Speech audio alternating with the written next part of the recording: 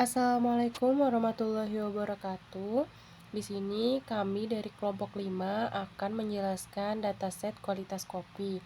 Di mana di sini saya Afridania Aklima dengan NIM 2311033 dan rekan saya Sapriansa dengan NIM 2311027 dan Laila Fadila dengan NIM 2311053. Di mana di sini untuk latar belakangnya kualitas kopi dipengaruhi oleh beberapa faktor seperti aroma, acidity, body, sweetness, dan moisture. Nah, penilaian kualitas kopi secara manual seringkali juga membutuhkan waktu dan dapat menimbulkan perbedaan hasil dari penilaian. Oleh karena itu, diperlukan suatu metode yang mampu membantu proses klasifikasi kualitas kopi secara lebih cepat dan konsisten. Nah, pada penelitian ini digunakan metode Backpropagation Neural Network atau BPNN dengan arsitektur 5323 untuk mengklasifikasikan kualitas kopi ke dalam 3 kategori, yaitu rendah, sedang, dan tinggi, berdasarkan data yang telah diberikan. Kemudian di sini untuk arsitektur yang tadi sudah saya bilang yaitu 5323. Di sini teman-teman bisa melihat terdiri dari ada 5 input layer yang dimana tadi terdiri dari aroma, acidity, body, sweetness, dan moisture. Kemudian hidden layernya ada 2 hidden layernya, dimana hidden layer pertama itu terdiri dari 3, yaitu hidden H1, H2, dan H3. Kemudian hidden layer 2 itu terdiri dari 2, yaitu H4 dan H5. Kemudian ada output layer yang terdiri dari 3, dimana di sini Y1, Y2, dan Y3. Dimana untuk output layer ini atau targetnya ini yaitu tadi rendah, sedang, dan tinggi. Dimana di sini ada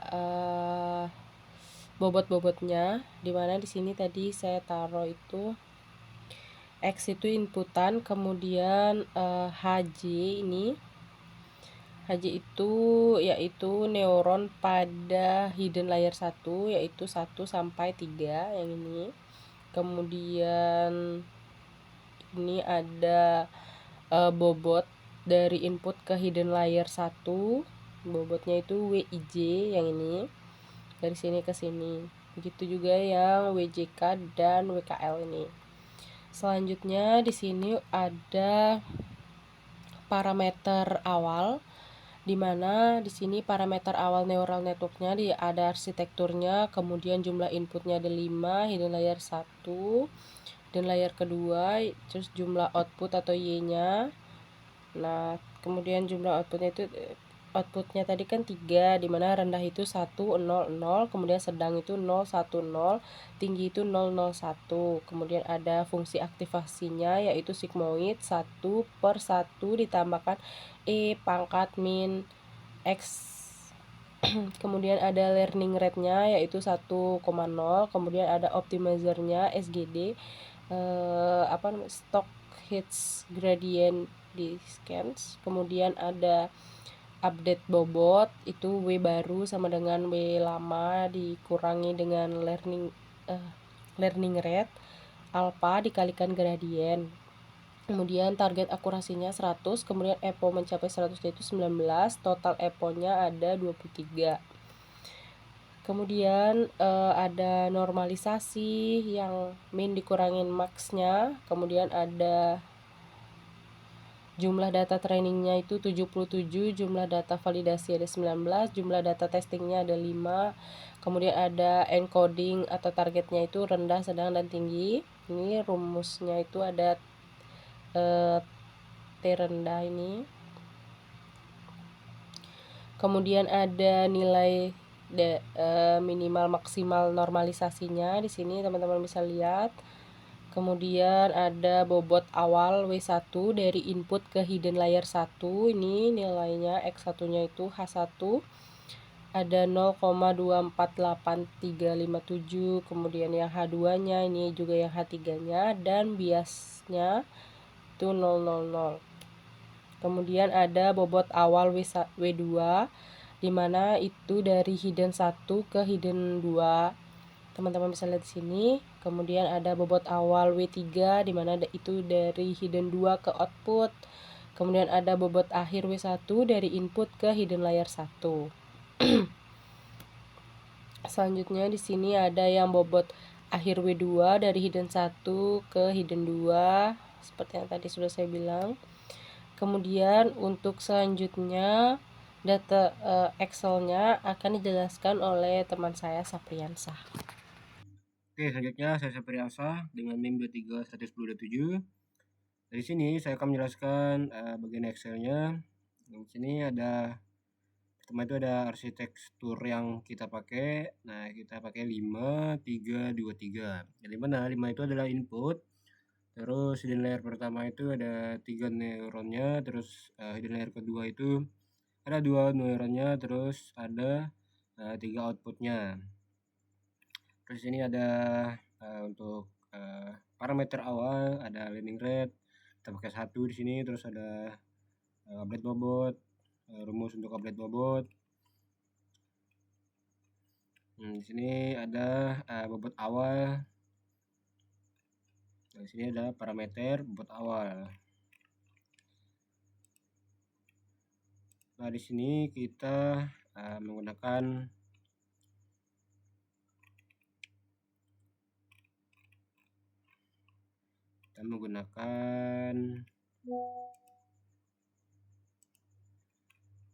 oke, kita langsung ke training saja mungkin.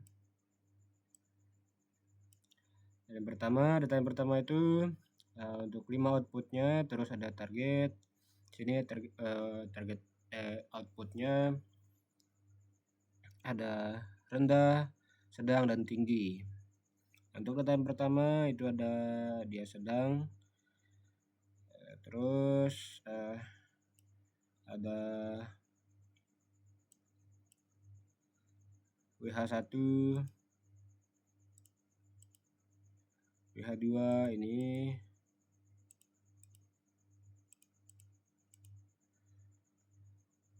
ini untuk apa namanya,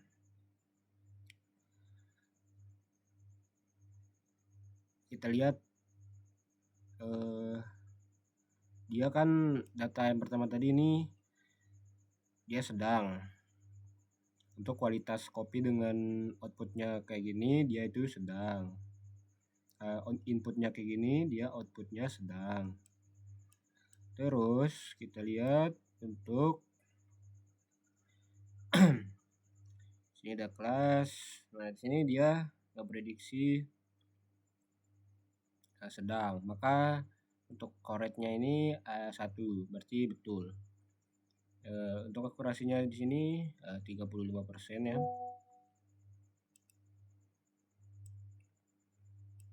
Terus di sini ada apa namanya, data yang kedua. Di sini dari datanya itu tinggi, kualitas kopinya tinggi, dia ngeprediksinya di sini sedang. Nah, jadi untuk koreknya itu 0. Wajar ya, di sini dia masih belajar karena masih 35% untuk akurasinya. Oke, mungkin kita langsung skip aja ke 100% akurasi. Dari sini 100% akurasinya di 1390. Untuk datanya di sini 1390 dia rendah ya. 1390 dia itu sedang. Maka kita lihat untuk prediksinya di sini sedang 1 sini, karena di sini akurasinya sudah mencapai 100%, maka dia sudah betul-betul sudah pas untuk prediksinya.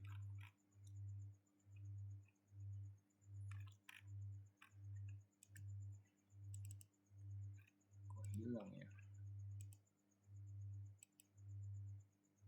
Nah, terus di sini ada data testingnya. Hasil prediksi data testing. Di sini ada 5 data testing yang saya ambil. dari dataset yang saya cari tadi ada untuk aroma ini inputnya X1, X2, X3, X4, X5. Sini untuk target nilai terakhir gunakan bobot akhir training tadi. Dia ngeprediksi untuk data yang pertamanya dia ngeprediksi sedang. Maka dia benar atau salah? Iya, berarti benar. Terus data yang kedua rendah. Maka dia ya juga di sini sudah benar semua. Durasi testing 5/5 19%. Yap, di sini sudah 100% semua.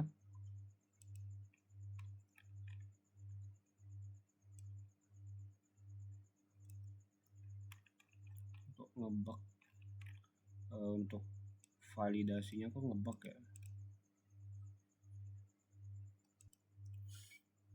Sini ada data untuk validasinya. Di sini ada berapa nih? 19 epoke 23 ya. Ada 19 data untuk validasi.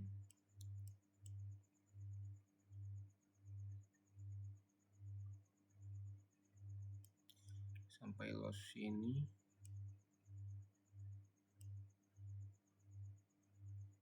Untuk validasi kan kita cuma butuh ini aja sih, kelas sama rate-nya rendah. Sini sudah 111 semua, berarti di sini sudah tervalidasi ya untuk akurasinya 100%. Oke, mungkin untuk codingan programnya akan dijelaskan oleh teman saya.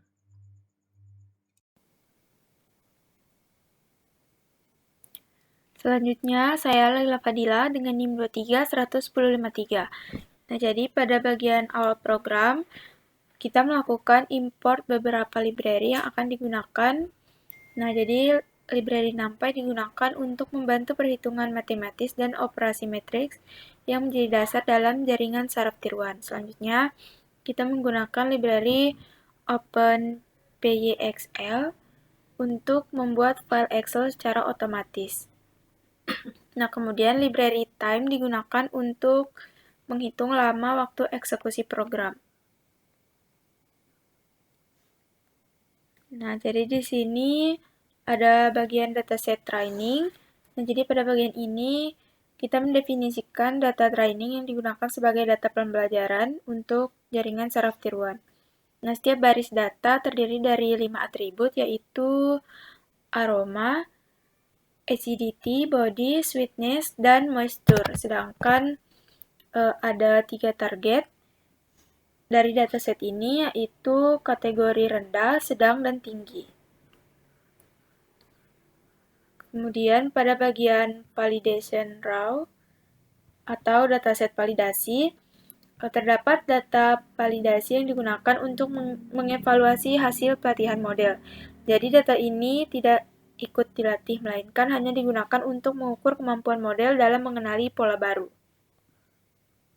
Selanjutnya, pada bagian dataset testing atau testing route, jadi selain data training dan validasi, program juga menyediakan data testing. Data testing digunakan sebagai pengujian akhir setelah model selesai dilatih, sehingga dapat diketahui tingkat akurasi model terhadap data yang benar-benar baru. Selanjutnya, bagian preprocessing.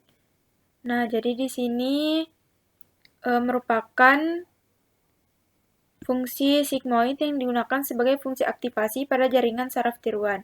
Fungsi sigmoid mengubah nilai masukan menjadi rentang antara 0 sampai 1.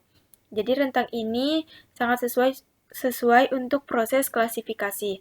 Pada fungsi ini juga menggunakan np.clip untuk membatasi nilai input agar tidak terjadi overflow saat menghitung nilai eksponensial.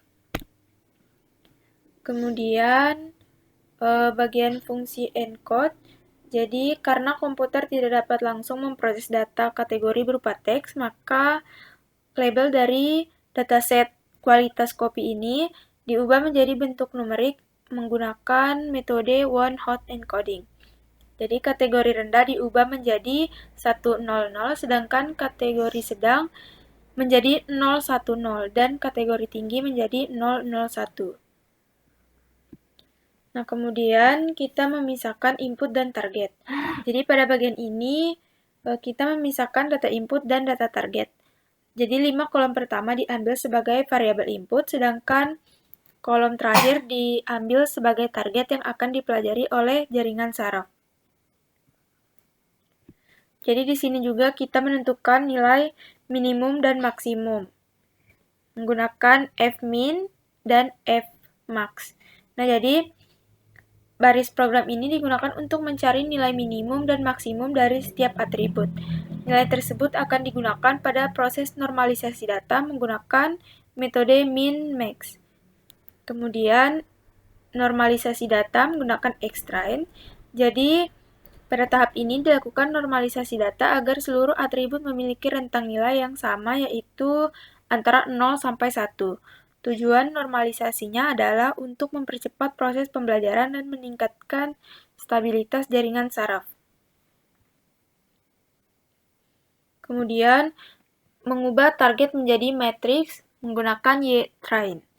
Nah, jadi selanjutnya seluruh label target diubah ke dalam bentuk one-hot encoding menggunakan fungsi encode yang telah dibuat sebelumnya. Hasilnya berupa matriks target yang siap digunakan dalam proses training.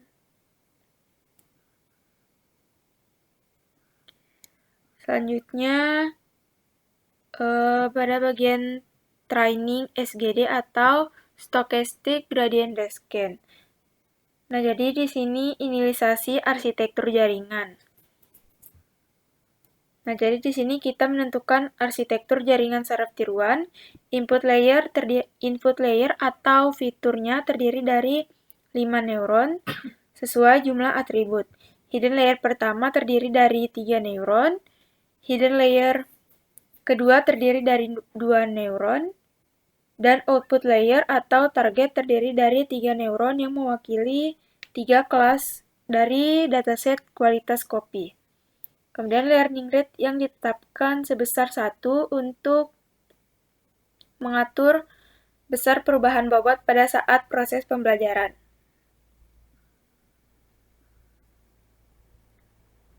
Nah, jadi di sini kita inilisasi bobot dan bias. Pada bagian ini dilakukan inilisasi bobot dan bias, jadi bobot awal dibangkitkan secara acak menggunakan distribusi normal, sedangkan bias diinilisasi dengan nilai 0. Nilai bobot dan bias ini nantinya akan diperbarui selama proses pelatihan berlangsung.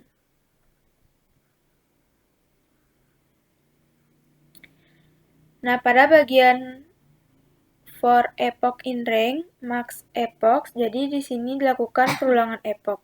Nah, jadi program akan melakukan pelatihan berulang sesuai jumlah epoch yang telah ditentukan.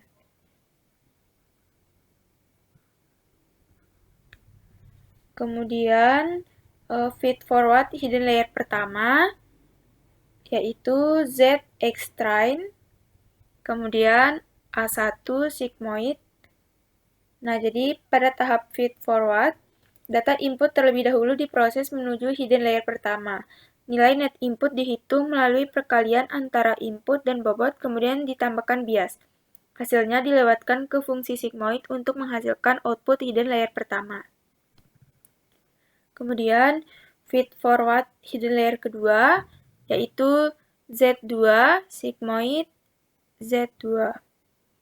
Nah, jadi output dari hidden layer pertama kemudian digunakan sebagai input bagi hidden layer kedua dan kembali diproses menggunakan fungsi sigmoid. Kemudian feed forward output layer atau Z3 ini, jadi output dari hidden layer kedua diteruskan menuju ke output layer sehingga menghasilkan 3 nilai keluaran yang mewakili probabilitas masing-masing kelas dari dataset kualitas kopi. Nah, kemudian di sini kita menghitung error. Jadi setelah output diperoleh, langkah berikutnya adalah menghitung error dengan mencari selisih antara output jaringan dan target sebenarnya. Kemudian menghitung loss, jadi error yang diperoleh kemudian digunakan untuk menghitung nilai dari mean square error atau MSE. Jadi nilai ini menunjukkan tingkat kesalahan jaringan dalam melakukan prediksi. Kemudian backpropagation. Jadi pada tahap backpropagation, error yang diperoleh dari output layer disebarkan kembali ke hidden layer kedua dan hidden layer pertama. Tujuannya adalah untuk menghitung kontribusi nilai masing-masing bobot terhadap kesalahan yang terjadi sehingga bobot dapat diperbaiki. Selanjutnya di sini kita melakukan update bobot dan bias. Nah, jadi setelah nilai delta diperoleh, bobot dan bias diperbarui menggunakan metode stochastic gradient descent. Jadi proses ini dilakukan agar kesalahan prediksi semakin kecil dan akurasi model semakin meningkat. Kemudian kita menghitung akurasi menggunakan kode H sama dengan correct atau garis miring N data.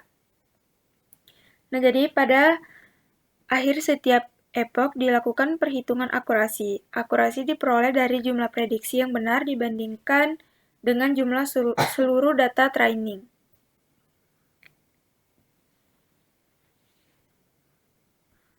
Kemudian di sini dilakukan proses prediksi, validasi, dan testing dengan bobot akhir. Setelah proses pelatihan selesai, model digunakan untuk melakukan prediksi pada data validasi dan data testing menggunakan bobot akhir hasil training. Hasil prediksi kemudian dibandingkan dengan target sebenarnya untuk mengukur performa model. Nah, kemudian kode ini digunakan untuk membuat file Excel secara otomatis menggunakan OpenPyXL. Jadi, file ini digunakan untuk menyimpan seluruh hasil perhitungan jaringan saraf, mulai dari parameter, proses training, validasi, hingga hasil testing. Seluruh proses dapat disimpan ke dalam file Excel. Jadi, nantinya file Excel-nya itu akan otomatis terinstall atau terunduh.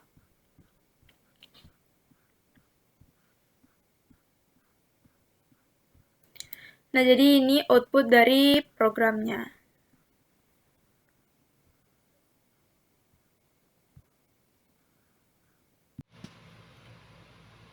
Selanjutnya di sini ada rumus yang kita gunakan di mana di sini pada tahap forward pass. Nah, data inputnya ini berupa yang 5 tadi, aroma, acidity, body, sweetness, dan moisture. Ini akan masuk ke dalam hidden layer 1. Nah, setiap inputnya ini dikalikan dengan bobot yang terhubung ke neuron tujuan. Kemudian nantinya dijumlahkan dan ditambahkan dengan bias. Selanjutnya itu hasil penjumlahannya kita sebut sebagai net input atau kita misalkan dengan Z. Kemudian nilai dari Z ini diproses menggunakan fungsi aktivasi sigmoid untuk menghasilkan output neuron pada hidden layer 1, di mana rumusnya itu yang ZH1 ini sama dengan X1W dikalikan dengan W1 dikalikan dengan H1, X1 dikali W1H1 ini kemudian ditambah X2W2 H1 ditambah dengan X3 W3H1 ditambah dengan X4 kemudian dikali dengan W4H1 dan ditambah dengan X5 W5H1 kemudian bakal ditambahkan dengan nilai bias H1. Kemudian ini untuk aktivasi H1-nya itu 1/1 ditambahkan E min Z H1 ini untuk sigmoidnya ya teman-teman. Nah, kemudian ada yang untuk dari hidden layer 1 ke hidden layer 2-nya. Nah, outputnya itu dari hidden layer 1, kemudian yang ini, untuk yang ini sama rumusnya seperti tadi. Untuk yang output dari hidden layer 1, kemudian ini menjadi input bagi hidden layer 2. Nah, prosesnya itu sama, yaitu mengalihkan output neuron sebelumnya dengan bobot, kemudian menjumlahkannya dan menambahkan dengan bias, lalu mengaktifkannya menggunakan fungsi sigmoid. Nah, kemudian di sini juga ada yang dari hidden layer 2 ke output. Oh, ini yang tadi neuron contohnya di sini ada neuron H4-nya itu ZH4. Nah, aktivasi ini AH1, WH1, H4 ditambahkan dengan AH2. Kemudian WH2, H4 ditambah dengan AH3, WH3, H4 ditambahkan dengan bias H4. Ini untuk aktivasi sigmoidnya. Untuk yang neuron 4 dan 5 ini sama. Kemudian hidden layer 2 ke outputnya ini. Nah, untuk output dari hidden layer 2 diteruskan ke layer output ini untuk menghasilkan nilai prediksi akhir. Pada penelitian ini terdapat 3 neuron output yang mewakili di kelas rendah, sedang, dan tinggi. Untuk rumusnya itu ada Z output 1 sama dengan AH4 WH4O1 ditambah dengan AH5 WH5 output 1 ditambahkan dengan nilai bias. Y1 nya itu sama dengan 1/1 ditambahkan E min ZO1. Kemudian yang output keduanya gitu juga, output ketiganya juga kayak gitu.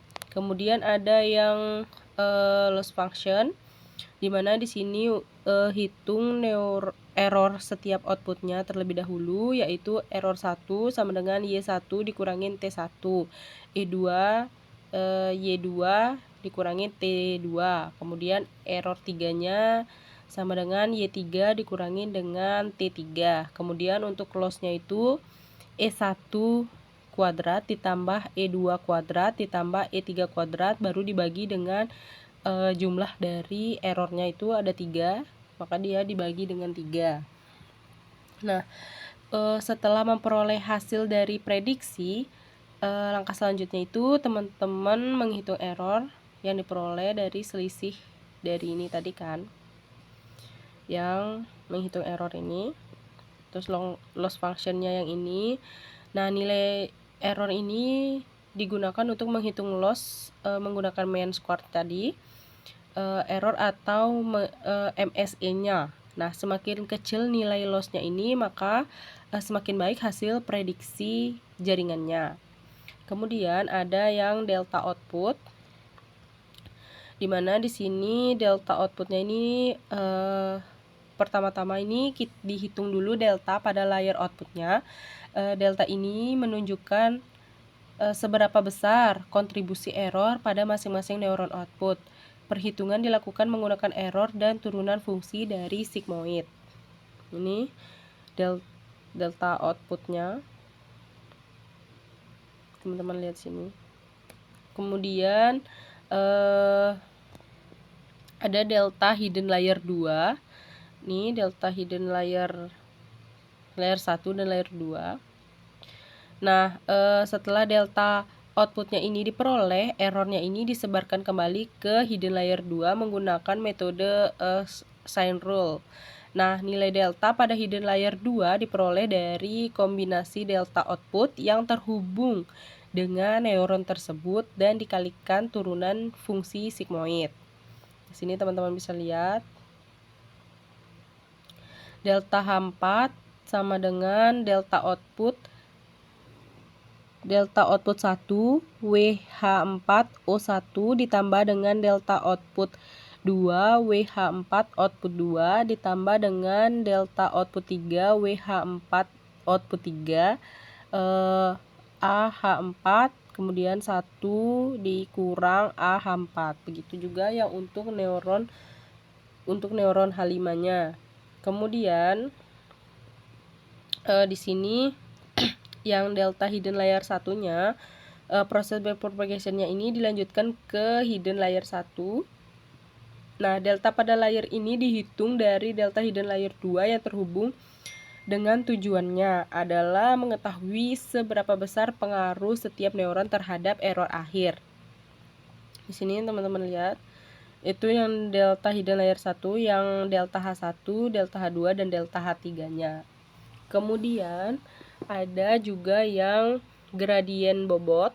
Nah, gradien bobot ini menunjukkan arah perubahan bobot yang diperlukan untuk mengurangi error. Nilainya diperoleh dari perkalian delta neuron dengan input yang masuk, dimana untuk rumusnya itu GWH1 sama dengan delta H1 X1 gitu. Kemudian GW2H1 sama dengan delta H1 X2. Kemudian yang GW3H1 sama dengan delta H1 X3. Selanjutnya itu ada yang hidden layer 1 ke hidden layer 2. Untuk rumusnya di sini GH1H4 sama dengan delta H4AH1, begitu juga yang H2 dan H3. Ini yang maaf teman-teman, di sini yang hidden 4, yang H4 dan H5. Nah, untuk bobot yang mengubah hidden layer 1 ke hidden layer 2 ini, gradiennya ini dihitung dari delta pada neuron tujuannya dikalikan dengan output neuron asal. Kemudian ada yang hidden layer 2 ke output.